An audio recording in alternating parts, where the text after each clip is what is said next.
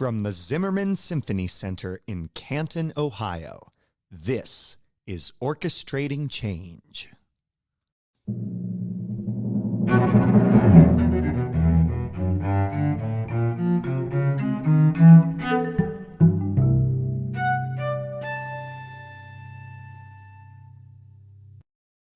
I'm Matthew Jenkins Yarashevitz, Associate Conductor of the Canton Symphony Orchestra. And I'm Rachel Hagemeyer, Manager of Education and Community Engagement. Welcome to Season 3 of our podcast. We are so glad you could join us. This podcast navigates issues that exist in the field of classical music and the world at large. We invite you to listen with open ears as our guests share their experiences and as we discuss these often avoided topics. We are joined today by Joshua Thomas, Vice President of External Affairs at the Philly Pops. He joined the Philly Pops in 2019 as their Senior Manager of Development, after previously working in administrative roles at the Chamber Orchestra of Philadelphia and the Cathedral of St. Peter and Paul. He is also active with the League of American Orchestras and served as a consultant and mentor for the Tessitura Network's Early Career Development Program. He is a graduate of Temple University, where he studied voice with a concentration in opera. Joshua Thomas, welcome to Orchestrating Change. Thank you so much. I'm very happy to be here. Yeah, we're so glad to have you here with us today. This is the first time we get to meet you, so if you wouldn't mind introducing yourselves to us, since we don't know you very well, and also everybody listening. Absolutely. As the lovely intro said, what a nice brief intro. Do you ever hear someone's intro and you're like, okay, we get it. You've done things. That was the perfect amount of an intro. So good for you. Great job. Thank you. Thank you. Joshua Thomas, Vice President of External Affairs at the Philly Pops, like you said. Today is another day. It's been such a strange last 18 months, hasn't it? Or I guess almost 2 years now we're creeping up on. And so the Pops is slowly but surely sort of etching out of, you know, this tragedy for so many. And I think on the other side of it, we'll be better for it. But it's certainly been difficult for us going through it. And I say all this to say, one of the big changes that we made, we did a big reorg. And so now we have 4 vice presidents, which we never had before. Whoa. So now there are 4 vice presidents who are sort of been like charged with fixing all of the wrongs and moving into the future. So my days have become a whole lot different than they were during the pandemic and even pre-pandemic. Wow. And some days it's great and some days it's not, to be quite honest. But every day I leave with key learnings. That's what I call them. Key learnings. So yeah, I think that says a little bit about me. Yeah. What got you to where you are now? How did you find your way to the Philly Pops in your journey from opera at one point now to here? What got you there? So when I was in high school, actually middle school, I did my first musical in middle school. It was Beauty and the Beast, and I was the Beast. And what a time to be alive. But I grew up actually sort of in 2 places. I was born and sort of partially raised in Newark, New Jersey, just outside of New York City. And then my family moved to Williamsport, Pennsylvania, which is where Deshaun Burton is from. Yeah. Who you have also interviewed on the podcast. Yeah. And He it's and I have also never met. Where the Little League World Series takes place. Yeah. Yes, it is. For 1 week out of the year, Williamsport is on the map. And then everybody goes away. But Deshaun and I have never met, but obviously we know a lot of people mutually. And Williamsport was such a great place to grow up and has such a great musical and artistic community. And my very first voice teacher, one of her requirements was that each of her students learn 1 piece of classical music. And I did, and I loved it. I really fell in love with it. And I always thought in college, well, sort of growing up, that I would be an anesthesiologist. Very different. And then I know, right? Completely different. And then one day, it was the summer before my senior year, I remember thinking to myself, you don't know anything about that. Like, I liked I knew something about it. Like I liked the idea of it. I knew what they did. I understood what their role was sort of in the medical community, but like I had not been working toward that. Mm. And so I decided I spent all this time performing and I was spending money on voice lessons. I was like, you should just go to school for music. And so I went to my voice teacher and I told her, and she said, I wasn't going to push you to it. I don't push anybody to it. And then she started to help me prepare. And, during this voice lesson, and I got home and then I thought to myself, you don't know anything about opera. What are you doing? So here's how I learned, because it's always been important to me to not go into anything blind. I don't really like that. I don't like surprises. I don't like it. So I went home and I went onto the websites of every major opera house in the country. And I looked at what their season was and I read about that opera and I listened to the highlights. And then I would read who are the key players in the opera and who are the people who have sung these roles notably. So for example, Aida, we know that the great Leontine Price sang Aida who knows how many times. So I learned a whole lot about Leontine Price and I just went from there. So when I got to college, I wasn't like, I don't know what an opera is. I like knew a little bit of stuff. Yeah. And about halfway through school, I figured out I don't really want this life for myself. I didn't want the life of a performer. And I got really involved in NATS, the National Association of Teachers of Singing. The Greater Philadelphia chapter was revitalized, and I had the opportunity to do some administrative work for them, putting together competitions and master classes. And I would always interview, ask a couple of the people we were bringing in, because, singers ask things like, when did you get your high notes? When did you get your low notes? What rep are you working on? And I was like, what's the thing about being a singer that nobody ever told you that you wish you knew? And I felt like the answers that they were giving me were so much more clarifying than anything I could have found on my own. And I really appreciated that. And I remember my teacher, Dr. Lawrence Indick, I love him so much. He said to me one day, Josh, I think you could have such a huge career in arts administration. And it took me maybe like a month to realize that wasn't his way of saying, dude, you suck. You are not going to be a singer. He was saying to me, you're good at this, but you'd be so much better at that. And I so appreciate that. I tell this story all the time because it was such like a light bulb moment for me. Because it's not that often that you have people in your life who give you sort of constructive criticism or feedback that has a solution in it, right? Like think about how often someone has like given you feedback about something and you're like, that's really helpful, but they didn't tell you how to fix it or what you could do to be better. And he did. And so I try to do that now if I'm ever giving somebody some feedback.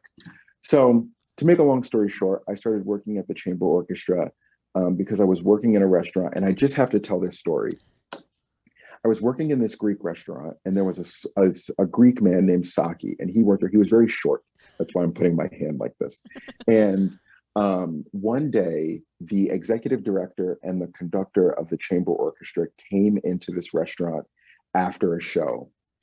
And Saki knew what I wanted to do. And he would always say to me, you're too smart to get stuck here. He said, go up to them, tell them who you are and what you want to do. And I said, they are having a nice meal. No. And he pulled me over to them and he said, this is Josh. He's brilliant. You should hire him. If I was white, I would have been red. I was so embarrassed by what he had done in that moment, but it changed my life because they said to me, send us your resume. Everybody that we hire is a musician. And I did. And I started working there as the donor and patron relations manager. And I was really doing a little bit of a lot. Like I did everything. It was a very small nonprofit, but they made incredible music. And I learned 10,000 things there. And sometimes I do miss working in classical music, though I do like working in the pop space. I studied classical music, so I have a real love for it. And then one day I was introduced to my boss, our current chief operating officer, Karen Corbin, and we really hit it off. Then she brought me on to the Pops. I started as the senior manager of development.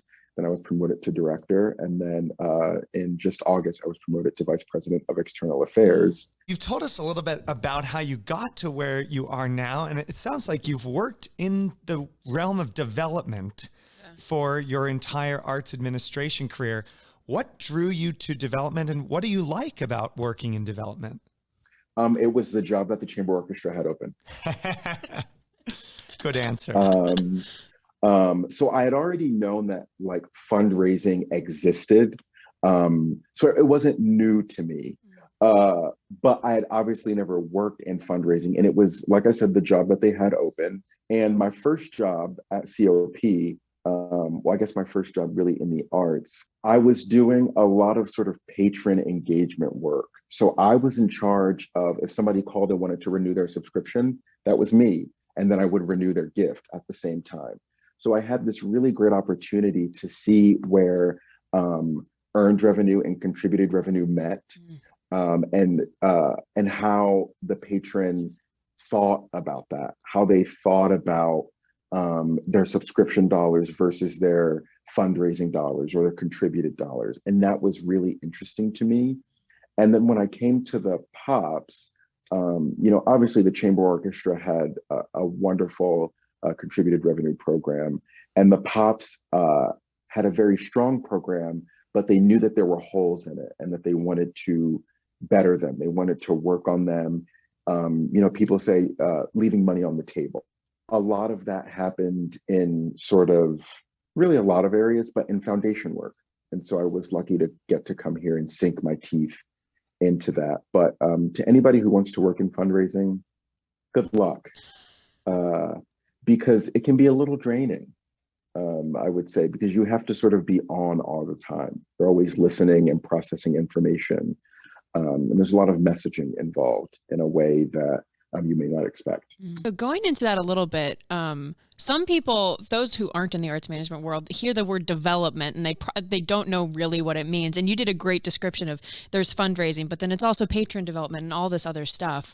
What are some things about development for those who have no idea what it is that you tell them to kind of explain what development is to people and how to kind of wrap their mind around the whole package that is a development department or person at an organization?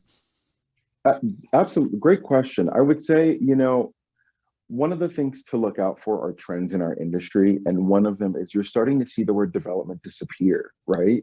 Like sometimes you see philanthropy, you might see advancement, or, in my case, you might see external affairs. You see all these, there are a lot of words being thrown around. And one of the things I don't like about the word development is people already have an idea of what you do. They know that you're going to ask them for something, likely money. And so there's already sort of like, I don't know that I want to talk to you because you're going to ask me for something. So really, development is the raising or the securing of funds, whether they be in kind, actual dollars and cents. Sometimes it's services. I guess I would say the betterment of an organization. There is no orchestra in the country who can sustain themselves purely on earned revenue. The other piece comes from contributed revenue, grants, sponsorships, individual giving, bequests, willed gifts. It goes on and on and on. There are so many ways to give money. People give property, people give cars, people give all these different things that are ultimately to secure the future of the organization. And so if I had to synthesize what development is, it's fundraising for the arts. I have a small kind of fun follow-up question to that.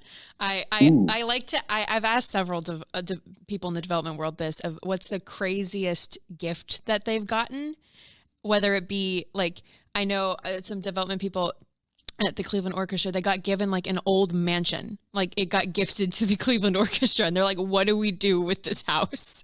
And the whole process that they went through with that. So is there any like funny or crazy thing that has been gifted to the organization you work for? Recently, someone reached out to us and they wanted to give us some music they had. It was about 8 boxes of sheet music and scores. And now there is a part of our office that is stacked high with just music. And do we appreciate it? Absolutely. But like, no one has had the time to go these 8 boxes of music. And we thought, oh, it'll just be like a few things. You know, somebody collected some music over the years. No, it's their entire library. Like it could fill like 4 bookcases. And we were so surprised because we were like, oh, but it was just like box after box after box. Now, do I want somebody to give us a mansion? Absolutely. Bring it on. But that has not happened to me yet. Hopefully someday. Our podcast, of course, where we look at diversity, equity, and inclusion issues in the world of classical music and orchestral music. And we see, of course, a lack of diversity at all levels, which is what inspired us to start having these conversations. And this, of course, includes donors. So as someone who interfaces directly with donors, what do you believe are some strategies that orchestras can use to increase diversity at the individual donor level? You know, when someone opens their pocketbook or their wallet to make a contribution to your organization, whether it's a house or $100, they at some point saw something of themselves in your organization. Whether that is they saw someone who looked like them on stage, or they know of someone in the administration or on the board who looks like them, or you played some music that is very near and dear to them, or you mounted a show, whatever. They gave you the money because something resonated with them. And I think the biggest key to energizing the diversity in a donor base comes from having whatever population you're thinking of reflected in your programming, in your administration, and on your board. Mm-hmm. That is really the linchpin there. And it isn't that people of color or people of marginalized groups don't support organizations with their wallets. They do. They do. They support the ones that they feel are doing work that has or at one point would have benefited them. Mm-hmm.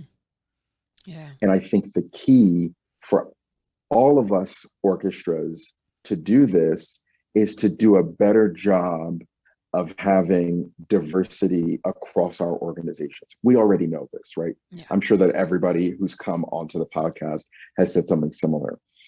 But it's about more than, oh, well, we hired an Asian guest artist, or, oh, we have one member of staff who is Latinx.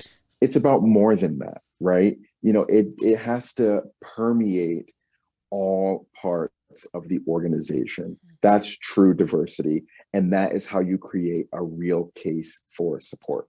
Yeah. I think some people are doing a better job than others. Will people get there? Yes. Some people will and some people won't. And we'll see what happens to those organizations in the future. And it reminds me somewhat of going to music school. You know, the industry, the classical music industry, you know, the singers and the instrumentalists, and I guess also, you know, conductors too. We know that there are people of those groups who are of marginalized groups, right? Like we've seen Black conductors, we've seen Latin opera singers, we've seen female conductors, Asian conductors, like we've seen, just to name a few groups, there's so many more, but we've seen that. And so that is why there are people who look like those groups going to music school still, because they see people who look like them going to music school. Now, on the other side of the coin, are those people getting jobs? Are those people on the stages? Are those people in the administrations? Not as much as they should be. And so that's sort of where the disconnect is. You know, the people are coming through the system, but they aren't finding the success on the other side of the education system as we would like for them to. So it's sort of a systemic problem, wouldn't you say? And I think we have the League of American Orchestras who are doing wonderful work on this very topic. I love the work that the League is doing. They've been doing it for so long, so long. Like I said, we'll get there. I think it'll take some time. We're going to there are going to be a lot of sharp elbows. People are going to be stuck in the ribs a few times, but I think we'll get there. It's a work in progress. From this perspective, how is the Philly Pops doing with all of this? Do you see diversity at all levels at the Philly Pops? We do. We absolutely have, we're a work in progress in some places more than others, but we've always done a great job with diversity in our guest artists. And now we're working to have diversity on our stage, in the orchestra, because, Philadelphia is a majority minority city. And the music that the Pops plays specifically is rooted in the Black tradition. We play jazz music, we play swing, we play pop music, we play rock music. That music was birthed out of the traditions of people who look like me. So we should have people who look like me seated in the orchestra. We need to have them in more places than just walking onto the stage as a guest artist who's with us for 3 nights and then they're gone on to the next gig. That isn't true diversity. People should be able to look in the orchestra, whether we're playing Aretha Franklin or Frank Sinatra or the Beatles or Phil Collins, and still see people of color. And so we're getting there. We have an EDI task force that is chaired by Terrell Stafford, who is the director of jazz studies and the chair of instrumental studies at my alma mater, Temple University. Terrell is wonderful. And the task force is small, but it's very, very mighty, really, really mighty. And I am the staff liaison to that task force. And so the task force presented its initial findings in July of last year. And one of the things that it brought to the entire organization was a list of 80 qualified musicians of color who could be added at any point to the Pops Orchestra. And so we've been slowly but surely working through that list, getting these musicians into our ensembles and employing them, because we believe that it is important to have that diversity in our ensembles and our orchestra. And so the Pop staff is, it was very diverse pre-pandemic, and we lost a ton of people, through attrition, people moved on, those sorts of things. And we're working in real time to bring that back, because it's important to us that we look like our city, because we are the Philly Pops, we want to look like what's walking down the street. That's really, really important to us. And I couldn't be more proud sometimes to see that the work that we're doing, because it really feels like steps in the right direction, but it's certainly a work in progress, as it is for so many organizations, because like I was saying earlier, there are existing structures in place, and we are simultaneously trying to improve the structures, but dismantle the old ones that we know now no longer work. And that's hard. That can be really hard sometimes. Yeah. So I've got a follow-up question about the musicians specifically. That's so cool. Right, because we've had this conversation with people from a variety of orchestras, and our perspective is we really want to increase the diversity on our stage as far as who plays in the orchestra. But right now, we are, of course, a union orchestra, and all auditions take place behind a screen. So we don't know until the final round, which is only a few people, what our candidates look like. What is your process at the Philly Pops for hiring new musicians? And was there at any point a change in the collective bargaining agreement, if you're a union orchestra, to allow this to happen? Yeah, that's so cool that they had that whole list. That's so cool. We have not made any changes to our CBA. And, as I said, all of that is a work in progress, and how those negotiations can go. But what we have been doing is adding them as substitutes. So if there's somebody who cannot play, we use this list to bring these musicians into the orchestra. one of my favorite things that we're doing is we're working with the Sphinx organization. We are an orchestral partner. We did send musicians to the Sphinx Orchestral Partners auditions to hear some violinists. And so we'll be having one violinist from the Sphinx Orchestral Partners auditions in almost every show that we do this season. And then one lucky musician sort of gets the lot, as they say. And he was sort of the top scorer of all the wonderful string players that we heard, but he's going to play our entire Christmas run, which this year is 9 shows across 3 weeks. So he's going to be in Philadelphia for a really long time. And we're excited to give him this wonderful opportunity to play with our professional group. He's already a professional, but he's going to get to do something that he may not get to do all the time. And it's incredibly exciting. And so we hope in the next months, when the orchestral partner auditions return, to send other musicians from our orchestra to hear other instruments. Because this is a wonderful opportunity to give these very talented Black and Latinx musicians experience in professional orchestras if they do not have them. It's, as I already said, it's imperative to the future success of our organization that we have diversity everywhere. It's tough. I think you all know how tough it can be, but we're getting there. And it's a wonderful list. And the way that it happened was all of the members of the task force submitted names of musicians who they thought would be right for what we do here at the Pops. And so the task force is always aware if we're hiring these people, many of whom they've worked with for years and years and years. And so they're very clued in to what's happening. And, we have the list with their contact information, and we just write, we say, hey, do you want to come play with the Pops? And oftentimes they're like, absolutely.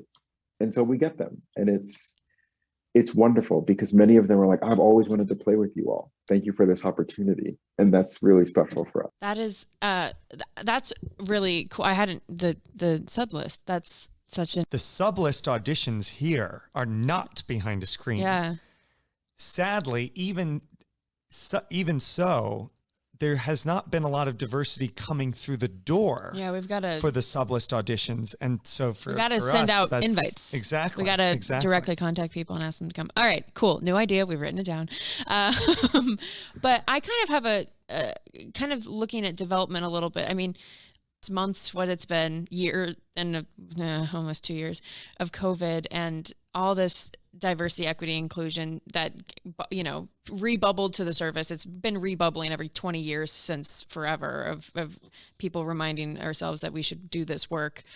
What have you seen in the development world? What has it been like? That's such a general question, but what has it been like kind of with those two things happening, with a pandemic happening and also a lot of this diversity talk happening at the same time? Have those intersected at all in your work? That's an interesting question.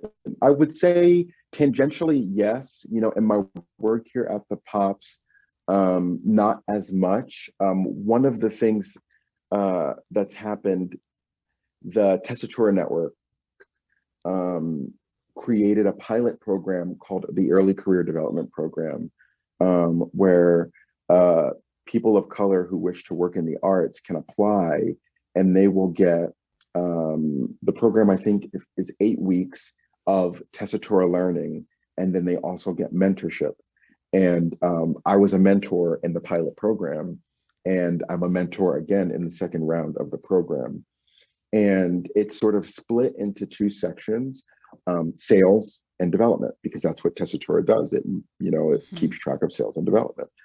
And so I have twice now had these groups of 6 mentees who are all so brilliant and who are going to set our industry on fire because they have such passion and they have so many great ideas.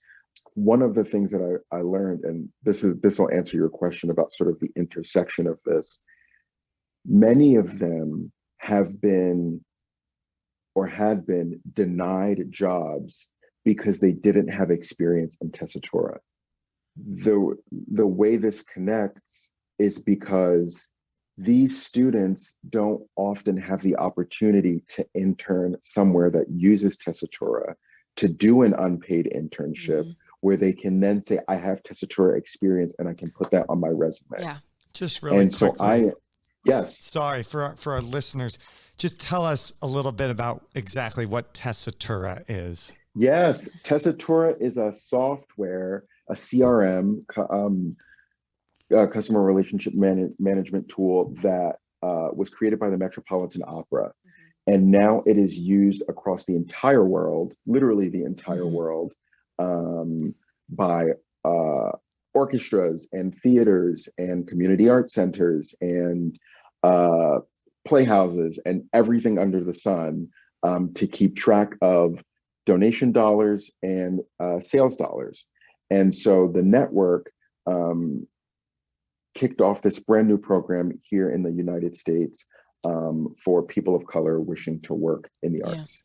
That's sort of been, I guess, the most crucial intersection for me through offering my mentorship, the mentorship that I can offer, and the students participating in this program. They then leave with a certificate to say, I know the basics of Tessitura. Yeah. And now they can walk into, an interview at any organization that uses Tessitura and say, I have passed square one. There need to be fundraising, the arts in general, but fundraising can be really white and really female dominant. And so it's fantastic that these young people have this opportunity to come and learn this software, because this is how we start to change it. This is how we get these people into the departments so that they can start to rise up the ranks and change the way that our organizations look. The cross section between DEI and fundraising is not only about raising money. It's also about changing the way fundraising departments work, changing the way fundraising departments look. And I am thrilled that I've been able to influence that change in a way that's probably different from most others, because I'm well aware that there are many organizations who are granting dollars for this sort of work. They're giving you money to bring in a consultant. They're giving you money to go to a conference, all of these things. I'm well aware of that. But I'm doing it in a way that is different from that. And I feel very lucky to do that. Anybody listening to this, please do check out the program. Yeah. They are going to continue doing it, and it is really, really wonderful. And it's free. We love anything that's free 99. That is the best price of anything. There's no better price than free. $3.99. I've never heard that. That's incredible. I've never heard that. That's so fun. Yeah. And you also, in the middle of that, brought up this really interesting point of nonprofits, and getting work in nonprofits usually require internships and experience before you work in the nonprofit, but usually those internships and experience are unpaid. And a lot of people cannot afford to have an unpaid internship. So, I'm really glad that we've been able to at least provide small stipends for our interns. It's not a ton, but it's at least something, so they're not working for nothing. Yeah, that's so cool. I'm really glad that you've been able to do that program. It's really cool. And for anybody interested, we will link, we'll put a link on our website, on this episode's website. Yep. To, if you're interested in checking out this mentorship program with the Tessitura Network. That's really cool. That's really, really cool. Well, I kind of want to ask now, as we're, halfway through a conversation here, and we're talking, I feel like you've just recommended something that people should do, but is there, as people are listening and they're engaging in this conversation, and maybe they're thinking about development for the first time, or maybe they're, engaging with something like this for the first time, we're asking all of our guests if they can recommend something to the listeners that you have been finding interesting or engaging or very educational recently. It can be something related to this. It can also be something fun. But do you have any recommendations for our listeners? I do.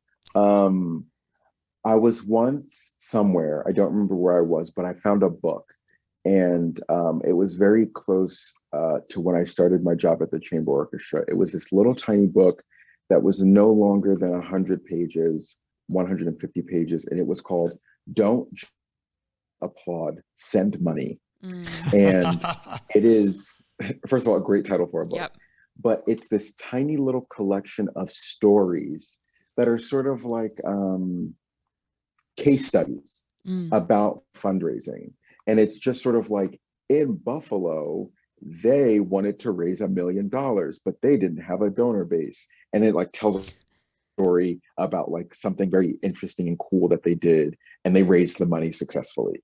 But it's this cute little book, and it sparked a lot of ideas for me about things that I could do in my own work, but also about things that would not work in my own organization. And I just found it to be so charming because it wasn't like a scholastic read. You know, like I didn't have to sit down, and I didn't need a dictionary, and I didn't need a thesaurus. I could just be like, wow, what an interesting story. Can I implement that where I work? Yes, no, move on to the next one. And so I highly recommend that book. It is such a great book. But when it comes to things to listen to or watch or read, absorb, whatever, I always say this to people wanting to work in arts administration. Your first job may not be in the medium that you want it to be. It's okay if you want to one day work at an opera house, but your first job is with a dance company. That's really okay. Nobody is going to be like, wow, you know things about dance, we're not interested in you. No, they're going to be like, wow, you know things about dance. There are a lot of operas that have dance in them. So I always encourage people, take in as much as you can about as many facets of our industry as you can. Go to a museum, you know, like go listen to some classical music, go listen to some jazz, go to a pop concert, go to a rock concert, you know, go to a science museum. Take in all types of art that you can, because I can't tell you how many times I've been in a conversation with a donor or a sponsor, and they've asked me about like some random thing, and I'm like, oh yeah, I know so much about it. Let's talk about it. Yeah. It makes your job so much easier to have experienced things. And if you have the opportunity and the ability to really connect with somebody in a meaningful way, they will support you no matter where you go, because they know that you're good people. They know that you will always have their best interest at heart, and they'll feel like they made something with you that makes them comfortable enough to give you their hard-earned mansion. And that's really important. And one of the ways that you can do that is through shared experience. So just a couple more questions here. One of your roles as Vice President of External Affairs at the Philly Pops is assuredly working with the board. And so we've talked a lot in multiple different contexts on the podcast about the board. But what is the board of the Philly Pops like, and how can the board work towards the improvement of diversity, equity, inclusion at an organization like the Philly Pops? And maybe also your job title is a little external affairs, right? It's not a traditional job title that we see, I think, in the nonprofit world. Would you mind explaining that a little bit, and then the board, how that plays into it? Because it's very interesting. I saw that and I was like, oh, interesting. Absolutely. I love that I get to work with our board, and I have the fortune of getting to work with the committees of our board. I get to sit in on committee meetings and prepare the work for committee meetings. So that is fascinating, because that's where a lot of the work gets done. Board meetings are really sort of about sharing. At the committee level is where you're really sort of doing the nitty-gritty work that isn't happening in front of everybody, because oftentimes boards are full of incredibly successful people. And what are successful people? Busy. So not only that, they're busy with the thing that is making them able to be on your board. So they don't always have the bandwidth and the time to get stuck in the weeds. So you're at a really, really high level. And one of the things that it's taught me is for the board, you're reporting up and out, right? They are above me, and they are technically They are in our organization, but they're sort of outside of our organization. And when you're working with your staff, you're sort of reporting the staff of your organization sort of like down and in. It's so often that people work in nonprofits and they never get up that high. They never get that time with the board. So I'm very lucky to have that. But boards have the opportunity to grow an organization in ways that the staff can't, because they know people that the staff just won't be able to get to. And so my job as external affairs, vice president of external affairs, has a lot to do with what happens outside of the four walls of the POPs office. Lots of stakeholdering, and those stakeholders do include the board. They include external sponsors, communicating with these people to let them know, here's what we're doing, here's what we have going on, here's what's coming up, because that's really important. I do a lot of governmental work. Very cool. So making sure that the members of city council, the folks in City Hall are aware of what the POPs is doing. The folks in Harrisburg, the capital of Pennsylvania, are aware. The folks in DC, and that includes, fundraising at that level, government gifts, because that's huge. Like, that is a large sum of money. And what you have to remember is governmental bodies themselves, at whether it's the city level, the federal level, the state level, they all have their own goals that they're trying to achieve, And so what we're also trying to do is make sure that we are in compliance with those things. The Commonwealth of Pennsylvania, they want to be supporting diverse organizations. So it's our job to be diverse. And so much of my job is filtering external information and distilling it across the organization in a way that we can implement what people are trying to do, so that we can be the best partner, the best person to support that we can be. And it's really, really wonderful because it gives me the opportunity to forge relationships. I say the word opportunity a lot because I feel like I have such wonderful opportunities here. And it's important to realize that. Back to what I was saying, I operate externally a lot, and I quite like that. And we, with the other vice presidents here, what we have the opportunity to do, I can bring things in, and they're also bringing things in that we discuss together, and we sort of, what's the word? We set ourselves into motion and we go to work on those things. And with my promotion to Vice President of External Affairs, I now oversee our education programs and our community engagement programs.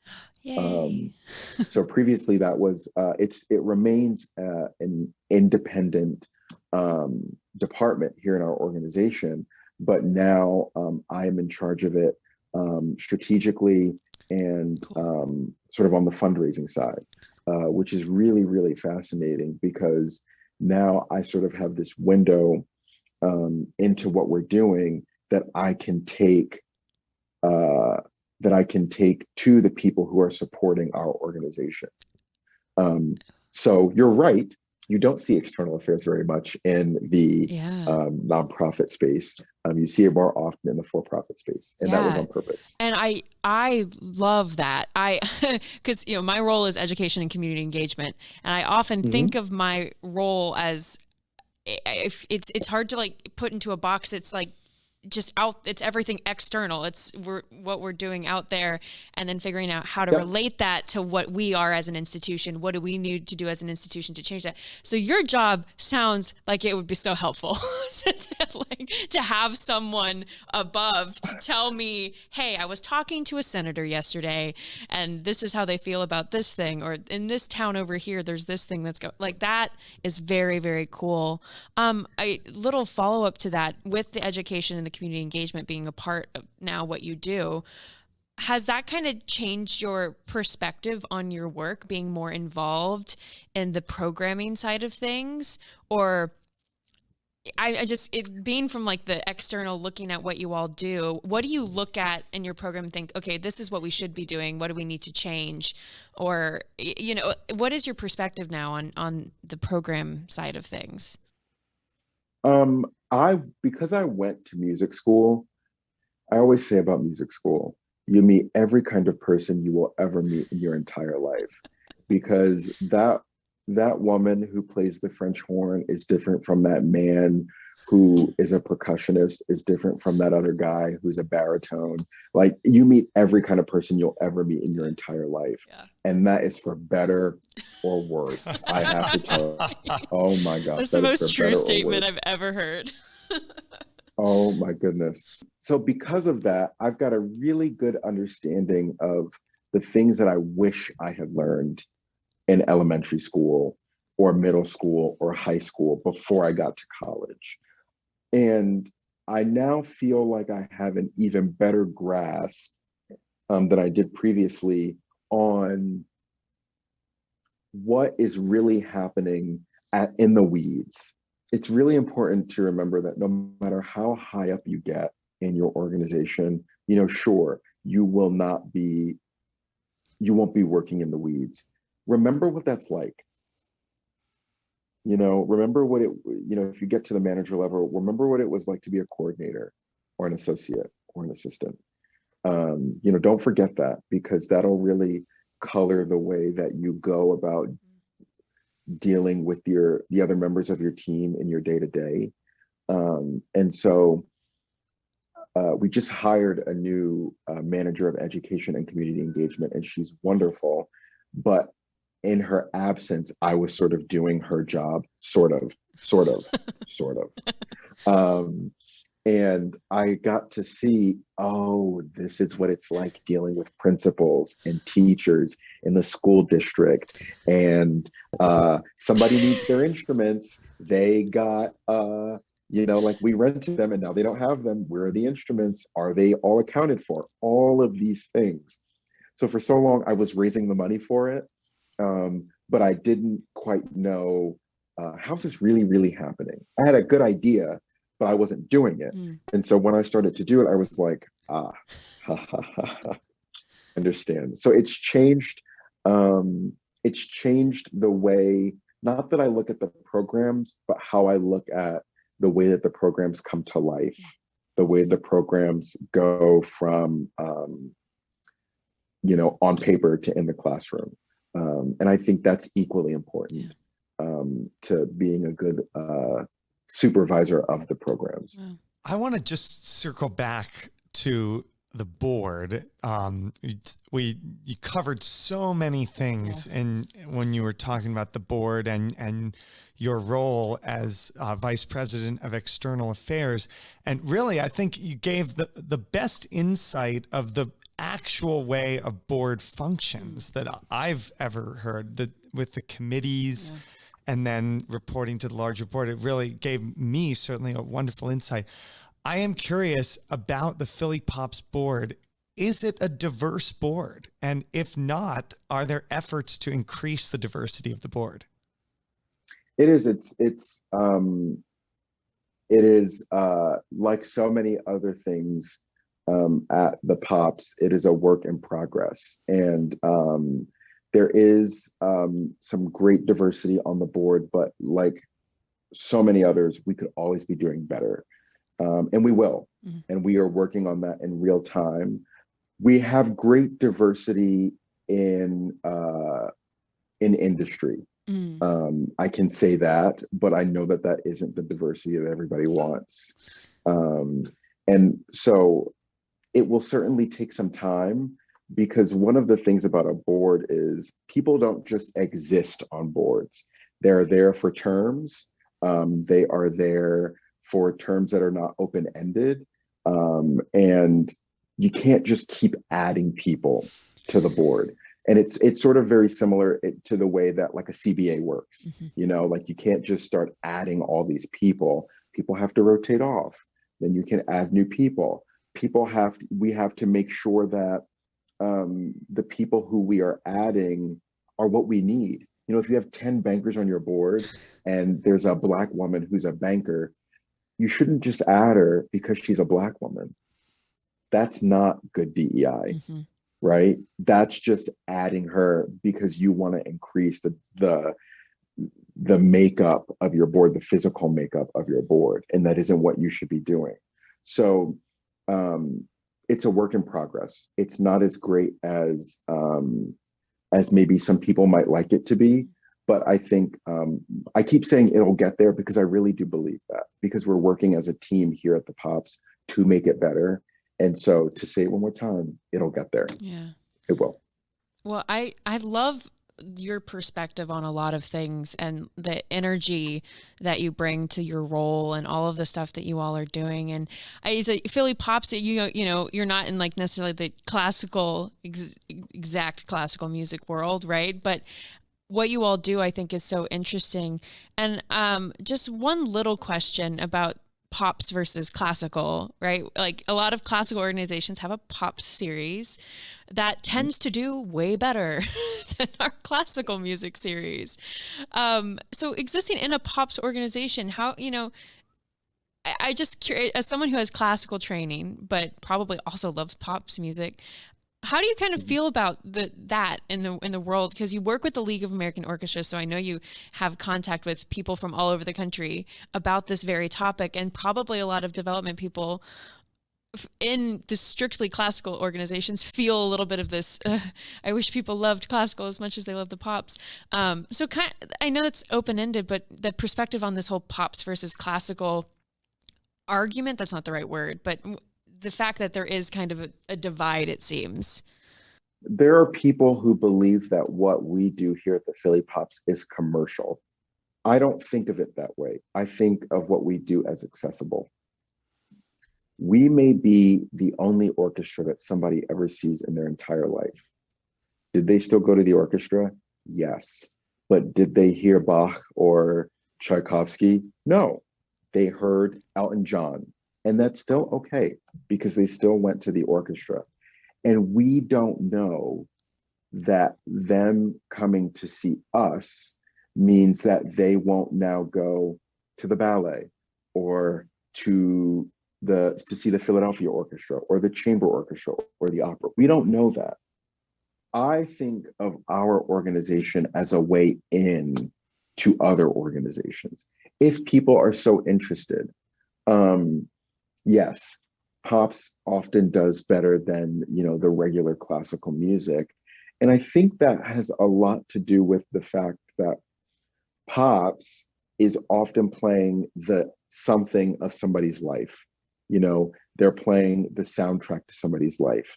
They might be playing their wedding song, the song from their family reunion, the song they listen to every year at the holidays, or it's their favorite movie that the symphony is playing with, right? So it's easier to more quickly identify and connect to that music than it might be to Beethoven's Nine, which we love. We love, absolutely, right? But Mary walking down the street might not love, you know? So I get it. It's very tough, but I'm glad that orchestras are having a pops series. I'm glad they're doing it because it's still a great way to bring people in to see some art, you know, and maybe it's not the high art that people want, but it's still some art. You know, you still had a butt in a seat. You never know. Somebody might want to say, I love that. I want more of that. I support that. Now, that's why the granting community exists. You know, that's why there are so many organizations that support classical music, because they want to see a continuation of this art form. There will always be this art form.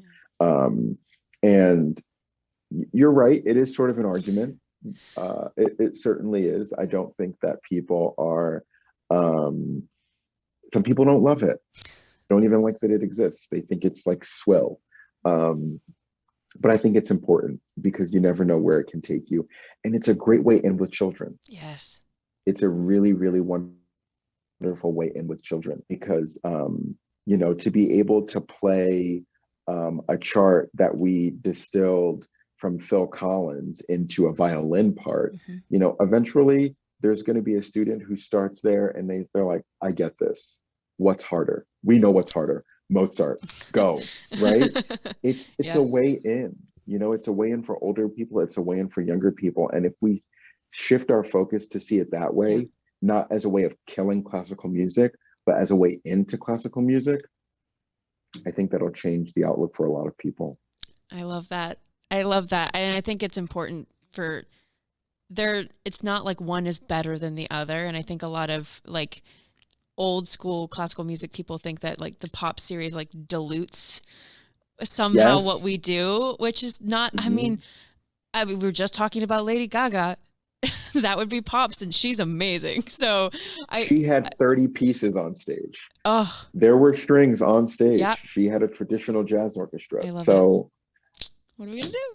I love that. I think that's great. I love that. So my perspective on this has always been that, especially when you have an orchestra where the same orchestra, this is different obviously than how it works in Philadelphia, but in a place like Canton, where our orchestra, the Canton Symphony Orchestra, has a masterworks and a pop series. And really what I look at it as, more of this community appreciates that their community has an orchestra. Yeah. And as you said, they're going to be a butt in a seat. Yep. They're going to be a donation check that we would not have otherwise gotten. Mm-hmm. And, you know, our pop series is very successful and extremely profitable. Queen was sold out. Sold out a month before the concert. Yeah, it was crazy. Well, it all, you know what it goes back to, for not even for better, for worse, just for worse. Class can be really elitist. Mm-hmm. And the reason that there are people who feel like it dilutes what the orchestra is doing is because it brings in a different kind of people. It brings in a kind of person who is not the regular masterworks, classical music, canon person, right? Like are there people who want to see Mozart and watch Jurassic Park with the symphony orchestra? Yes, there absolutely are. But they're not all the same people. Yeah. There are new people who are going to come into this, and they might not be the kind of person who you want to see sitting to you in box 29. Wow. To that, I say, too bad. Wear your jeans to the classical concerts, please. Do whatever you want.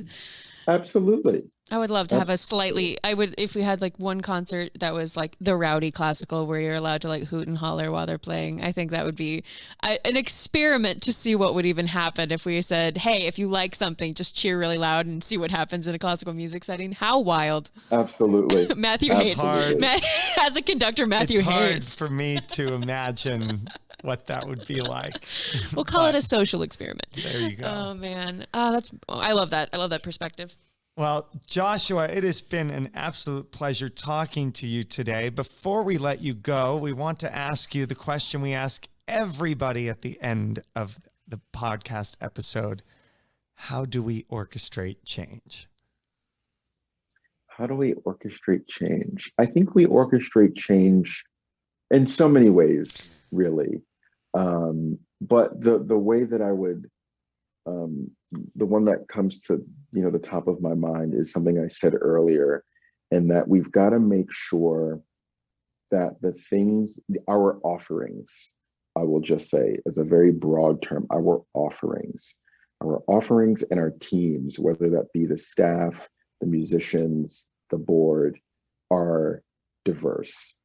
We orchestrate change through making sure that people can see some semblance of themselves in what we are putting out to the masses. It doesn't mean that we have to only program pops. It doesn't mean that everybody who works on staff needs to be of color or LGBTQIA+. It doesn't mean either of those things. It just means that people see some reflection of the world in this little microcosm that we call the orchestra community. That's how we orchestrate change in our industry and really in any industry. How can we be making things for people if there's nobody involved who look like those people or who are, who have experience, great experience in that community? How can we? We can't do that. Then it's not honest. Yeah. And it's not real. And it's not truly reflective. And so we orchestrate change by increasing, I hate to say increasing diversity, but that's what it is, right? That's really what it is. You know, people need to be seen. Everybody wants to be seen today. I think that's, if we've learned anything in the last 18 months through all the highs and the lows, I think people just want to be seen and they want to be heard. And so we orchestrate change by making sure that we do that for people on the whole spectrum, no matter where they fall. Joshua, thank you so, so much for being with us today. It was an absolute pleasure talking to you. I had such a wonderful time. And, it's nice to talk about sort of the bigger picture issues, because I think sometimes people are a little afraid of that. They don't really want to have that dialogue because then it means they have to do something about it. Like, bum, bum, bum. Like, oh, I talked about this. Now I got to do something about it. But that doesn't have to be so scary. It's okay to talk about these things because you have to start the conversation somewhere. Yeah. And I'm happy that you all are doing it. Yeah. Joshua Thomas, Vice President of External Affairs at the Philly Pops. Orchestrating Change is a production of the Canton Symphony Orchestra. Our theme music was composed by Eric Gould and performed by Derek Snyder and Tim Adams. Our audio engineer and mixer is Nathan Maslick, with video and audio editing by Shoreline Media. Thank you for listening, and see you next time.